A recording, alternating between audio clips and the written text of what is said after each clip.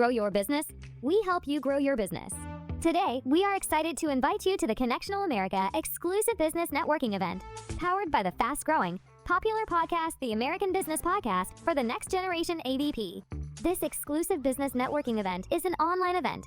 You can connect online anywhere in the world. Join us. Meet with business professionals, executives, and leaders. Introduce yourself, your company, your products, and your services to other businesses. Make meaningful business connections, expand your professional network, and grow your business. This exclusive business networking event will be moderated by the founder and host of the American Business Podcast, Kevin Devecioglu. Limited seating. Register today. Visit www.americanpodcast.tv to register today. Registration link is listed in description as well. Attendee contact list will be shared. We help you grow your business. Hope to see you there. Register today.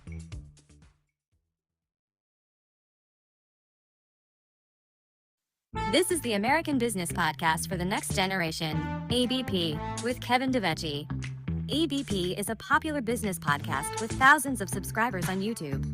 The American Business Podcast community is growing fast. Thank you for your support. Subscribe ABP's YouTube channel today. The American Business Podcast is coming to you from the center of the global business world, New York City, with new educational business content is coming to you every week. Visit the official website for more information and corporate sponsorship opportunities at www.americanpodcast.tv today. Now, the American Business Podcast ABP's new episode is starting. Hello, welcome to the American Business Podcast. I am Kevin Devecioglu, your host. I'm happy to have you today in our podcast session. I'd like to thank you for your support. On YouTube, we reach more than 14,000 subscribers. So we truly appreciate your support. If you haven't done so, please subscribe, like, and put your comments in our YouTube channel. We'll appreciate it. Also, if you have any ideas for our podcast, you can reach out to us. Our email address is americanbusinesspodcast@gmail.com. You can also, reach out to us to be one of our guests in coming weeks. We welcome it. We keep an open mind. So feel free to reach out to us and let's stay in touch. And we'll be happy to hear from you, especially our guest, and also hear from you about new ideas, new subjects that we can cover in our business podcast. When you visit our website, americanpodcast.tv, you can also see coming schedule of our podcast sessions. We have a full schedule up to, I believe, like mid-July, and it's actually very organized in that sense. So what is coming, who's going to be presenting, who's going to be with us during our podcast episodes, you can see it on our website. Also, we are right now available on Spotify and Amazon Music. Those channels are also listed on our website, americanpodcast.tv. Okay, perfect. Now let's invite our guest, Beth, if possible, and then we can get started. Well, today we have Will Neiman with us, a lawyer, and he was with us before, and we had a great session, and you were very interested in hearing from him. So I'm happy to welcome Will Neiman to our virtual stage. Hello, Will. Welcome to the podcast. Hey, Krasad, it's great to see you. And hello, the 14,000 of you. It's a pleasure to be here. Appreciate it. Well, yes, we are very excited. That's our first 14,000 YouTube subscribers. I'm confident we're going to have many more with the help and support of our subscribers and viewers and guests like yourself, subject matter experts. This podcast is going to be bigger. It's going to have a further reach, and we are very motivated. We are very happy about this. And thank you very much for being with us today. So how was your week so far? Week has been pretty good. I traveled this week. I had to go to a bar association meeting in Virginia. I had to meet with prosecutors in Baltimore. I met with a friend in Washington, D.C. It's been a busy week. And, work on top of all of that has also been busy. So things are good. The weather is beautiful in New York this week, which is rare. So all in all, very good. How has your week been? Yeah, so far so good. I had a pretty busy week. We had some marketing events in New York metro area. So that was actually very, very beneficial, productive events. We met with some new businesses, and also, it was a great opportunity to interact with them Also, some of our team members actually, we are a nationwide company, and some of our team members are in different states, so we cannot really see them in person all the time. So some of them came, and it was a great opportunity to meet them also in person. So that was really good. And just like you mentioned, weather is great in New York metro area, and that's definitely a blessing, right? So that's a great opportunity to be outside and interact with other businesses and being in the market. So yeah, that was great overall. Good, that's good. Well, if that's okay, let's get started. We have some subjects to cover.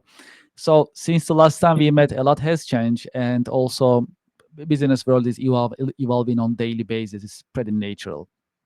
And one of the subjects that we talk about was actually AI. We also talk about different subjects in our previous previous episode with you. And that AI also got a lot of views, by the way. So we know that the AI is a pretty popular subject by the numbers. Also, we can tell.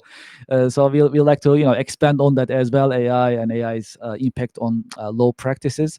And there are some other subjects as well that you and I we can discuss if that's okay, and you can share your insights as subject matter experts. So one of the important uh, subjects for any business is actually contract and contract management. So there is a buy side of the contract when you are buying something from a supplier, a vendor. There is the sell side of the contract that when you are selling a product or service to a customer, a client. And these contracts are critical because they dictate the term of the interaction of the transaction, business transaction. So in that sense, they are very important. Also, because of the nature of the business and the contract, and there are actually risks involved as well. So the idea is to also manage and mitigate the risk that comes from either buy side or sell side of the business contracts. Having said that, can you please share your insight about these contracting process? How should companies actually design them? What they should be careful about when putting together vendor contracts as well as customer contracts to mitigate the risk? Sure. Well, I think contracts can only do so much. So if you're concerned about mitigating risk, the number one thing you can do is your due diligence to make sure that you trust the people that you're doing business with. A contract really only permits you to go to court and try to enforce that promise. And the whole process of paying a lawyer, going to court, the lawyer is oftentimes a very expensive and very burdensome process. And so, if you are somewhat unsure about your business partner or afraid that they're going to violate the agreement, it may be a better idea not to do business with this person at all and instead find someone that you do trust, or to spend more time and energy developing that sense of trust first before you start putting pen to paper. But assuming that you do have a relationship with someone that you're willing to trust, there's some things you can put into the agreement that I find to mitigate the level of risk involved. One is most agreements have a provision in them that talk about who will decide this dispute in the event that there is one, and like some of the rules about how that resolution process will take place. So if you have an agreement and the other side is in another country, you may want to put in a provision that says that any lawsuit will be in your country or will be in arbitration, and that you'll be able to recover your lawyer's fees in the event there's a dispute. Because if the only way you can enforce the agreement is by paying a lawyer in Sweden or in Nigeria, then it may not be worth going to court at all and you're out of luck. But if the dispute takes place in your home territory, and if you win, you don't just get the money that you're owed, but you also have the lawyer paid for as well, then suddenly you have a realistic mechanism to enforce the agreement. There's other things I could talk about too, but those are two that come to mind. Yes, great. Well, so one of the things actually we were discussing with some of our followers is for American companies to do business overseas, say Europe or other regions, for example. And this is a connected world. Commercially, we do buy, sell, offer services as well as get services sometimes from different regions. Pretty common. So in that sense, how should American companies operate? let's say in Europe and other regions, when they are doing business uh, from uh, from your point of view? Actually, that this question also may be the other way around as well, for those companies coming abroad, international companies coming into US offering their services and products as well. Maybe you can share some of your insights for those companies in general. Sure. I feel bad because I think the answer to this question is very similar to the answer to the previous one. One is that it's important to do your research. Talk to other people that have done business in that country. Talk to other people that have sold to America or other Americans that have sold abroad, and see what the expectations are, because sometimes the expectations that you may have in selling in one market just aren't true in another. You may assume that you don't need to pay for certain costs, or that something will be very easy when in fact it's very difficult somewhere else, or the expectations are different. One of the resources that I have found very valuable, Prasad, you and I are both members of the French American Chamber of Commerce. And so I feel Yes. like if you're doing business in a particular country, find a relevant chamber of commerce, meet people there and talk to them. Those have tended, for me anyway, to be very valuable sources of information. And another is, if you're doing business abroad, to ask yourself, in the event there's a dispute, where will that dispute take place? Because if you're entering into an agreement that you could find yourself being in, court in Brazil or court in Japan, then you should either put in your contract that the disputes will actually be somewhere that you're comfortable and is convenient for you, or to learn the laws of those places and have a lawyer ready to go in the event that you find yourself, having to face a claim somewhere else. One other thing that I'll throw out there is that a lot of businesses are unaware of this thing called the Convention on the International Sale of Goods. But there are a lot of countries that are signatories to this treaty, and there are different rules that apply to sales contracts. If the seller is from one country that is a participant in that treaty, and the purchaser is from another country that's a signatory to that treaty. And so it may be helpful, if you are doing business with another country that is a signatory to that treaty, America is one, that you be familiar with the expectations of those rules. In our previous episode, you and I, we discussed about AI, and it's a pretty popular subject. We definitely discuss about it, share some insights, thoughts in general as well. Also from law point of view, right? Legally, are there any regulations or restrictions in terms of how AI can be actually implemented in business practices? So the answer is a little complicated. Let me start with the easiest part of the answer. There is no comprehensive regulatory scheme for the ethical use of artificial intelligence. There's, at least I could say, there's none that I know of, and I looked at a recent White and Case publication that talked about how they're aware of none either. So I don't believe that there is one. With that said, there are certain other rules that do apply, and there's no exception for AI. So, for example, there's a law, the Fair Debt Collection Practices Act, or the Federal Debt Collection Practices Act. I think it's fair.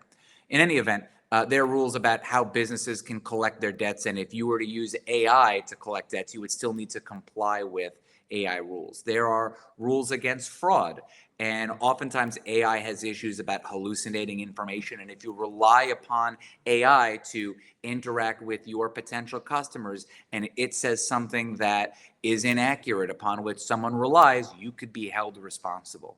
So there's nothing right now that I'm aware of that's specific to AI, and my hope is that there's nothing that I'm unaware of that's out there. So you shouldn't take this as legal advice, but there's nothing that I'm aware of. But the same rules that apply to hiring someone else to speak on your behalf still apply, and that's why I would apply some caution. If you would, if you would double check what an employee would say or what a contractor would say, and you wouldn't just grab some random person on the street and have them speak on your behalf or do work on your behalf, knowing that you'd be responsible for that other person, you should be equally cautious about having an algorithm do the same thing. Yes, yes, very important. Appreciate it. So, yeah, that was actually a very common question that we hear it all the time. We got this question actually from our audience as well. And in general, also in business, in terms of regulating AI and AI practices, the only thing that I heard so far is an ISO standard came up to regulate AI practices in an organization. So other than that, yeah, in practice, uh, looks like there is some work to do. That's for sure in that sense, because I talk with different organizations as well as actually young generation. So I meet with them from time to time. As a matter of fact, I was yesterday in a school called the Summit School in Queens, part of New York, and I was invited. So I talked to the young generation about career journey, how they should pick a right career, how they can actually prepare themselves, and so on. And it was during the Q&A session, this question also came up in terms of AI, right? So will AI really replace us? Are we going to have any jobs? Any occupations will left? Like, these are the questions that I'm getting. These are righteous questions. And also, there are a lot of unknowns so far. So in terms of how AI will be used, that remains to be seen. So far, what we see right now is AI is a tool. We use it as a tool. But then the further conversation is also worth discussing, because the development, the evolution of AI is rapid. Having said that, you and I, we discuss about AI and whether AI will replace, making replacements in AI in law practice, if you remember. And they got a lot of hits, a lot of views, a lot of comments. This just the whole world just listening to our podcast. Felt like, so, which was great. And that is why I like you to actually expand on that a little bit, if that's possible. So in terms of AI, do you believe whether AI will replace lawyers, judges, law practice as a whole, right? We talked about this before, but if you can expand on it, that'd be great, because it's really worth discussing, and it's an exciting subject. Also, it's not too futuristic either. It looks like some things are coming up, but like how soon, that remains to be seen. Nevertheless, I'll appreciate your insights in this matter. Sure. So I'm always scared about making predictions about the future, because the future will surprise you. But sitting here right now, in the year 2025, I think that in the short term, lawyers aren't going anywhere. In the longer term, my belief is that there are some aspects of the legal profession that are going to get supplanted by artificial intelligence, and there's other parts that I don't think will. So let me talk about the parts that I think in the future I could see getting taken over in some part by AI. One is some aspect of legal research. I don't think the technology is there right now. I could see it being there in the future. But a big part of what litigators like myself do is find if there are comparable cases that have been litigated in courts before, and then be able to tell a judge, there was already a case just like this. The court ruled this way. You should rule this way in the future too. And a lot of people do this research by going online and using websites like Westlaw or LexisNexis to search for these decisions. And Westlaw and Lexis have done a lot to implement artificial intelligence to help people search for these cases. And what some people do is they go into like a chat GPT and they'll type in, what are the most important decisions that I should cite in my brief? And that is a very unreliable thing to do in 2025. People have tried doing that. They've gotten in trouble because sometimes chat GPT will make up fake decisions, or their analysis is not as reliable as an actual lawyer sitting down and doing it themselves. So I don't advise anyone to do that in 2025. Do I think that 10 years, 20 years, 30 years from now, the technology will be more reliable to the point where it becomes more cost effective to have AI do it rather than to pay me to do it? I think that's a possibility. I'd have to see it myself and be more comfortable before I would ever advise someone to do it. I think that's some possibility. I think there's other things that lawyers do that can be supplanted by AI, maybe a little closer to the future, closer in time, and that is drafting agreements. A lot of that, what lawyers currently do, is they will take existing agreements and modify them to a new situation.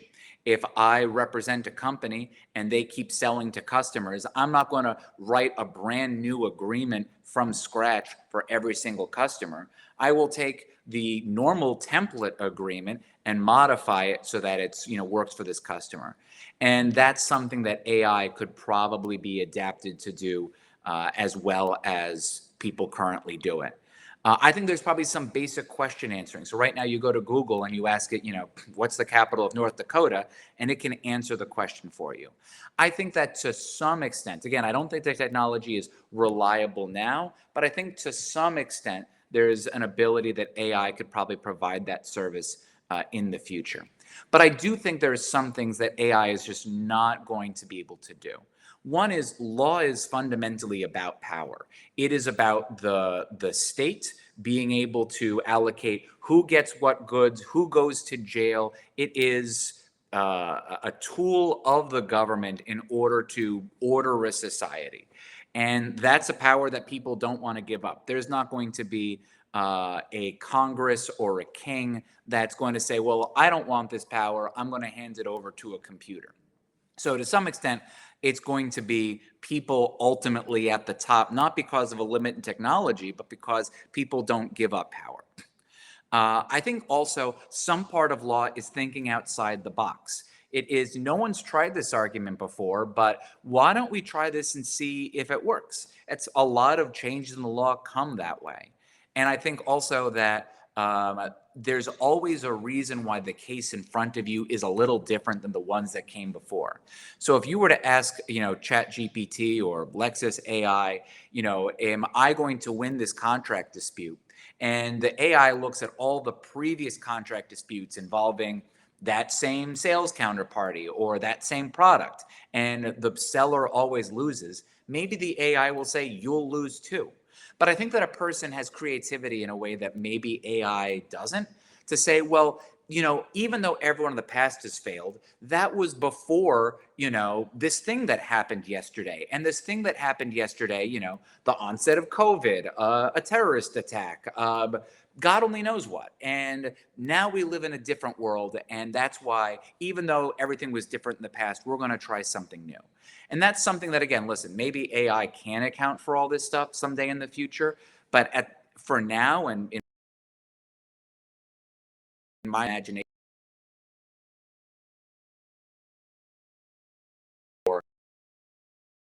that is, I'm going to throw one other thing in there, and that is bedside manner. So when people come to a lawyer, one service that I provide is just listening to people and making them feel like someone's paying attention to their concerns and cares about them. And I'm sure there are AI therapists or AI friends that will pat you on the back and give you a hug and tell you that, everything's okay. I do think that there is some added thing that people can sense a connection with another person. And so I think that is something that I don't know if AI is ever going to totally replace. But maybe there's going to be some AI person or AI that is just as good as people, but I think we're probably a long way off from that. I do think, though, that there are certain types of annoying lawyers, ones that make you listen to their long, boring stories, or ones that are, that feel the need to talk a lot. And my hope is that AI can replace some of them, either be the one that has to listen to their dumb stories or can summarize their dumb, long stories. So maybe some aspect of the bedside manner is better delegated to AI. But those are my thoughts. Yeah, very exciting, and we can discuss this, I think, for hours. It's it's just a matter of possibilities, right? So talking about it and discussing it is for a long time is definitely possible. That's for sure. So yeah, that's great. Yeah, I mean, absolutely. I mean, there can be many different things, and believe it or not, these predictions in terms of what may really happen, may not. We don't know, but just discussing these, it's a pretty popular subject among our audience. It is because, just like you mentioned, no one knows the future. I mean, just we don't have the power to know what's going to be in the future. However, discussing it is really fun, especially when it comes to AI. So I truly appreciate your insights in that sense. Um, in your practice, have you ever had any role models? Do you have any role models that you can share with our audience?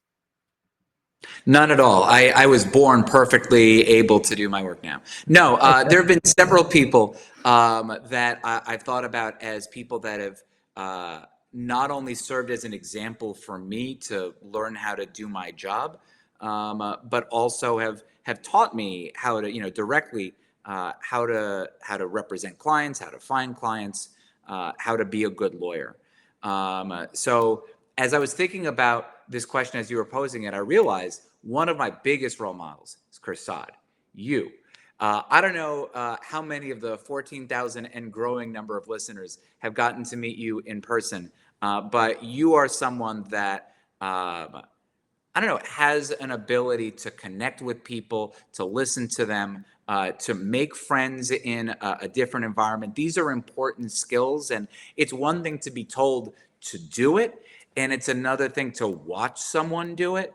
And so, you're the one of the first Appreciate it. people. And just a disclaimer, this part wasn't script, just for our audience to know. That was really like a spontaneous conversation, just to share with our audience. So thank you so much for this. I appreciate No, it. Chris just texted me as say it's me, say it's me. No, but this is absolutely true. As you're asking the question, I'm like, I'm looking at the guy. But I'm going to say there was a lawyer that I worked with when I worked for a judge a long time ago. He also worked for the judge, but he was a few years older than me. And he was someone that I think served as a good example, not only as someone that cared a lot about getting the right result, but also interacting in the business world, how to talk to people, how the world worked. Was just someone who spent a lot of time and energy making sure that I was learning, which meant a lot to me, but also gave me an insight into a world around me that I don't think I was getting from school or directly from my employers. And then there was the people that worked at my old law firm, the partners there that I would show me as they were working with clients, that would go over my work and edit it, and showed me where I was going wrong or gave me tips about how to do a better job. There were several people that I worked with that now when I handle cases today or go on business networking trips or excursions, I think about the lessons that I learned watching them and working with them, and they still apply to me today. Yes, it's very important, right, for all of us having role models, and I truly appreciate that you share this. I know it's a personal question in a way, like in terms of talking about role models and who are they, and sharing with our audience. So thank you very much for these insights. So one of the things that we focus on in this podcast, actually, is the most important part. That's our core mission, is to create education environment and sharing informative content with our audience. And one of the subjects that I wanted to discuss a little bit is the lessons learned in your career journey.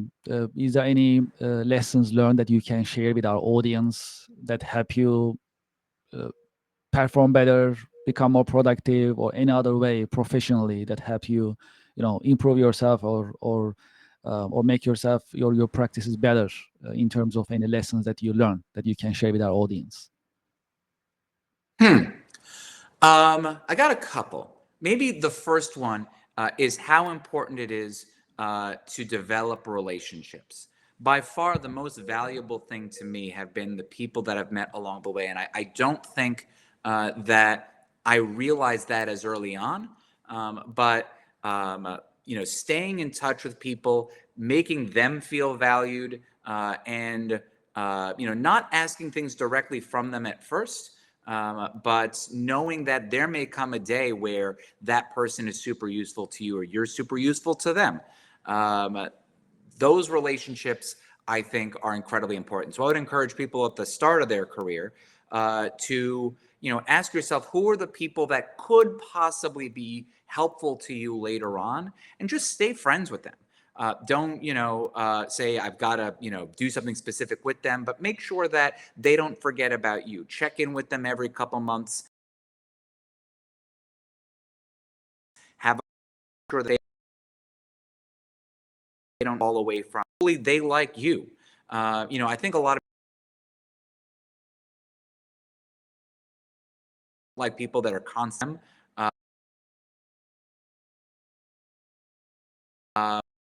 If they will help you. That I learned was that times that if you were trying to get a particular thing, instead of asking people in your network for that thing, ask people in your network who they know, who they could introduce you, who may get you closer to that thing. So if I were to ask you, Kursad, can you hire me? I'm looking for a job. You may say, I don't have a job for you. And that kind of ends the conversation. But if I say, do you know anyone who may be able to help me get a job? You probably do know people, and it costs you nothing to introduce you to other people. And so it expands the network of people you know, and eventually you may land at someone that you're at the right place at the right time.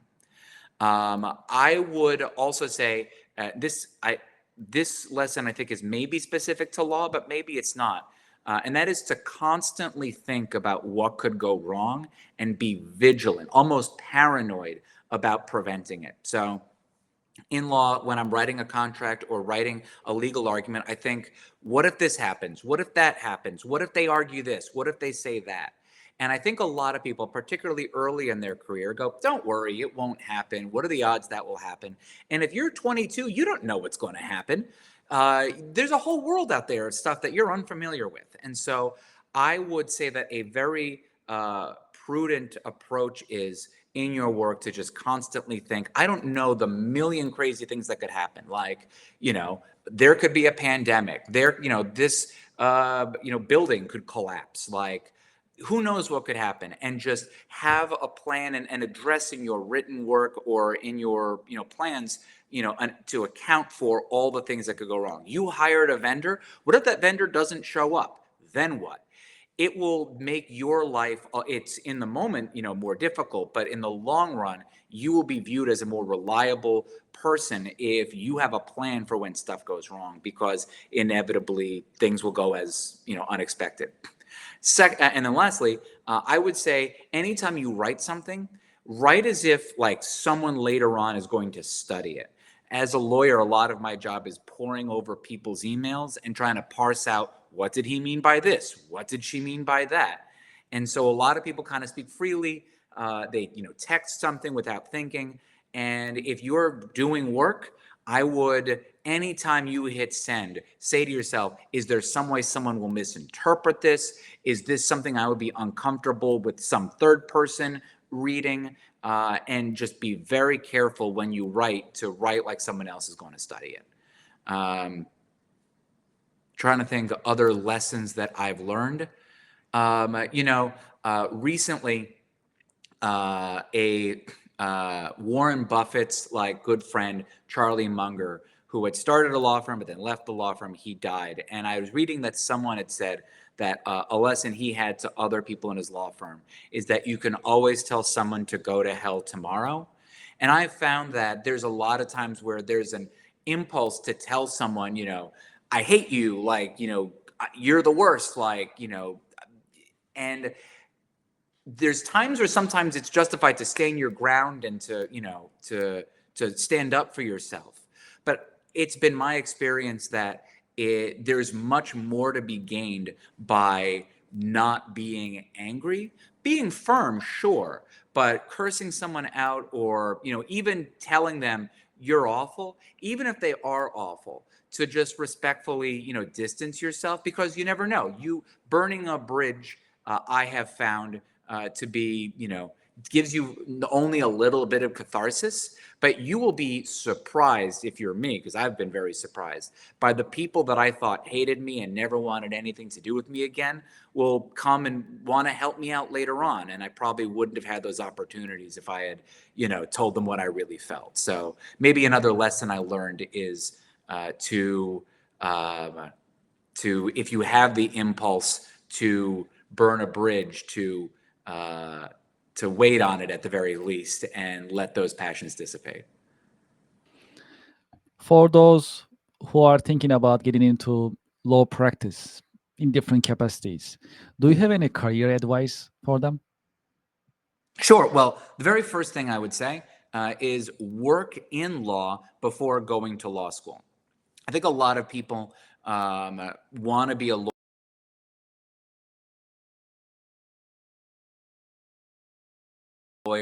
In movies, lawyers look pretty because they think they're going to help people doing constitutional law things and making the world a better place. And actually working in a law office alongside lawyers may make you realize that law isn't always like that. And so you should know what you're getting into. And honestly, there are other, in fact, more higher paying jobs than lawyer. If you're interested in, wearing fancy clothes and making a lot of money, like you should go to business school and like work in investment banking. But if you are dead set, like I want to be a lawyer, I would be open to other kinds of law. I think that when people think of lawyers, they think of someone that goes to court, like a litigator, and a lot of law school is geared toward training future litigators. But there's all kinds of lawyers, people that work in immigration, people that draft contracts, people that come up with the labels on food, people that write the fine print that's in your credit card, people that help file patent applications. There's many different types of lawyers, and so if you're interested in law, one thing to think about, and you don't have to figure that out before you apply to law school, but to be open to many different ways that a law degree could be useful. I think a lot of people also go to law school thinking, oh, I don't need to become a lawyer because a law degree is useful for lots of different things. And I would kind of caution against that. Law school takes 3 years and it costs a lot of money for many people. And so that's time and money that could be spent doing other things. If you are interested in being a lawyer, I strongly encourage being a member of a bar association. You meet other people that could be helpful, and also just good friends that are kind of in the same plight with you and can give you some perspective. And I'll say also a big part of being a lawyer is serving people. And there are some lawyers that don't have to find clients. If you work in the government, or if you work for like a director services nonprofit organization, you will have tons of work. You don't need to go get it on your own. But some lawyers like me have to go out and find people to serve. And so there's some part of being a lawyer that's talking to strangers and selling yourself. And if that's not something that comes naturally to you, it doesn't mean that you can't be a lawyer. There's lots of lawyers that don't need to do that. But it's definitely something that many lawyers do. And so I would take steps to become comfortable with it, practice, talking to strangers because it's a big part of the job for many people. Well, thank you very much for your time. It has been a great podcast episode. Before we leave, would you like to share your reach out information with our audience if they'd like to get in touch with you? What is the best way? Oh, sure. I have a website, willnewmanlawyer.com. That's probably the best way to find me and to, work with me and to reach out with any questions. I also have a blog about litigation, unpredictableblog.com, because litigation is unpredictable. So if you like blog posts and stock photography, that's a website for you too. So unpredictableblog.com. Christoph, thank you so much for having me. I really enjoyed being here. Yeah, the pleasure is all mine. Thank you very much. And so there are many subjects to talk about, but within 30 minutes, this is what we can talk, and hopefully we can have follow-up episodes together in the future. Will, thank you very much for being with us. Truly appreciate it. My pleasure. See you all soon. Thank you very much. Well, it was a great episode, as you could tell. It was actually very informative, as always. Will is a great lawyer that you can trust. He also shared his reach out information, contact information with you. If you have questions, if you have to reach out to him, or any of his services, you can reach out to him, and someone that you can trust and take the advice. That's great. Well, thank you so much again. Just like I mentioned earlier in this episode, thank you very much for your support. We have more than 14,000 YouTube subscribers. We are really fired up, extremely motivated. Thank you very much for your support. And we'll keep bringing you every week new content, new informative educational business content. And in each episode, we have a subject matter expert. So we have these informative conversations to create this educational environment. And our number one goal, our mission, is to create these informative sessions. This is critical to deliver our mission, and we truly appreciate it. If you have an idea that you like us to cover in our business podcast, if you like to be a guest in our business podcast in incoming episodes, please write us. Our email address is americanbusinesspodcast@gmail.com. If you are wondering what is coming in our schedule, in our podcast episodes, you can visit our website, americanpodcast.tv.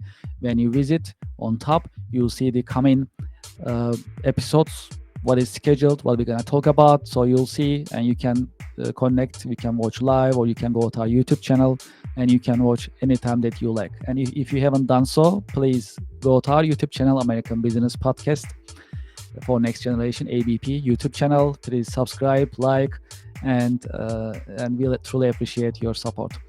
Thank you very much for being with us, and looking forward to having you at our coming episodes. Have a great day. Do you want to grow your business? We help you grow your business. Today, we are excited to invite you to the Connectional America exclusive business networking event, powered by the fast-growing, popular podcast, the American Business Podcast for the Next Generation ABP. This exclusive business networking event is an online event. You can connect online anywhere in the world. Join us. Meet with business professionals, executives, and leaders. Introduce yourself, your company, your products, and your services to other businesses. Make meaningful business connections, expand your professional network, and grow your business. This exclusive business networking event will be moderated by the founder and host of the American Business Podcast, Kevin Devecioglu. Limited seating. Register today. Visit www.americanpodcast.tv to register today. Registration link is listed in description as well. Attendee contact list will be shared. We help you grow your business. Hope to see you there. Register today.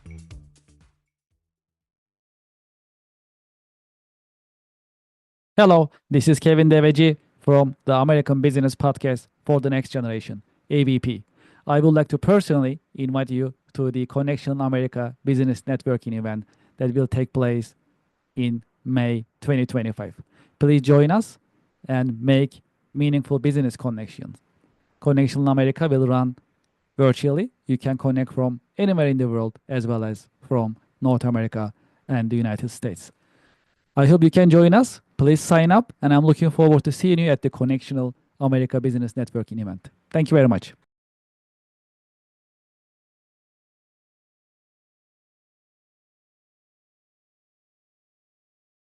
Support for the American Business Podcast for the Next Generation ABP comes from the Marvelous CRM software. The Marvelous CRM software is an AI-powered marketing and business development software. It is for small and mid-sized companies. You can manage your prospects, customers, contacts. You can manage your sales pipelines to increase revenue. You can send unlimited emails. You can also manage and schedule your social media accounts. Moreover, the Marvelous CRM software helps you design your company websites, online stores, and event registration websites on the same platform. The Marvelous CRM software brings you a customer portal for you to manage your customers and members. The Marvelous CRM software is modern, easy to use, secure, and affordable. Subscribe today and close more deals.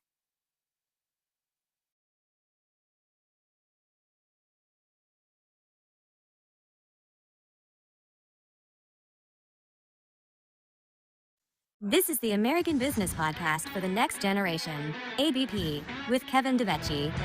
ABP is a popular business podcast with thousands of subscribers on YouTube. The American Business Podcast community is growing fast. Thank you for your support. Subscribe ABP's YouTube channel today. The American Business Podcast is coming to you from the center of the global business world, New York City. With new educational business content is coming to you every week. Visit the official website for more information and corporate sponsorship opportunities at www.americanpodcast.tv today. To be a guest at the American Business Podcast, email us at americanbusinesspodcast@gmail.com.